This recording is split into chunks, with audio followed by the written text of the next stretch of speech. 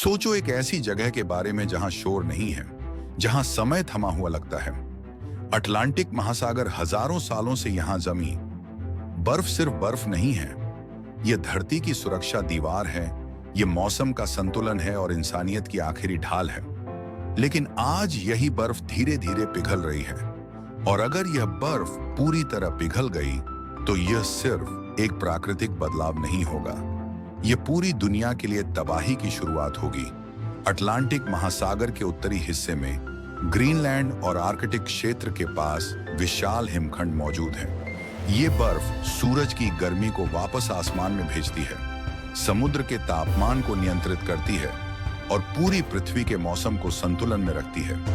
इसीलिए वैज्ञानिक चेतावनी देते हैं, अगर यह बर्फ खत्म हुई तो धरती का संतुलन टूट जाएगा।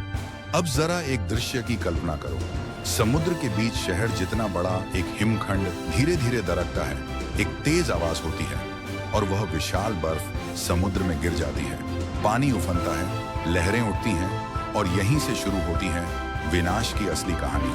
अगर अटलांटिक महासागर की यह बर्फ पिघलती रही तो समुद्र का जलस्तर कई मीटर तक बढ़ सकता है। इसका मतलब है न्यूयॉर्क जैसे शहर खतरे में होंगे, लंदन जैसे शहर डूब सकते हैं, मुंबई, कोलकाता और चेन्नई पर भी संकट आ सकता है।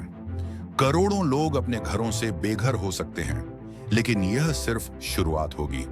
असली खतरा तब आएगा जब अटलांटिक महासागर की समुद्री धाराएं बदल जाएंगी। आज यही धाराएं पूरी दुनिया के मौसम को नियंत्रित करती हैं।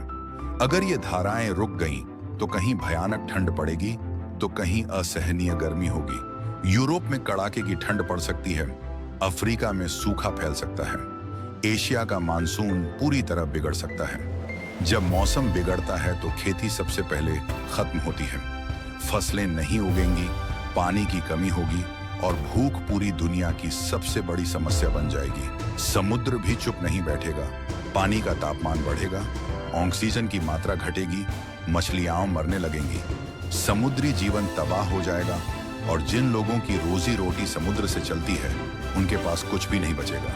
लेकिन सबसे खतरनाक सच अभी बाकी है। जब बर्फ पिघलती है तो उसके नीचे का गहरा काला समुद्री पानी बाहर आता है। यह पानी और ज्यादा गर्मी सोखता है, इससे बर्फ और तेजी से पिघलती है और यह प्रक्रिया अपने आप रुकती नहीं है। एक बार अगर यह शुरू हो गई तो इसे रोकना लगभग नामुमकिन हो जाता है। दुनिया को सबसे बड़ा खतरा बम या मिसाइल से नहीं है, सबसे बड़ा खतरा उस बर्फ से है जो चुपचाप पिघल रही है।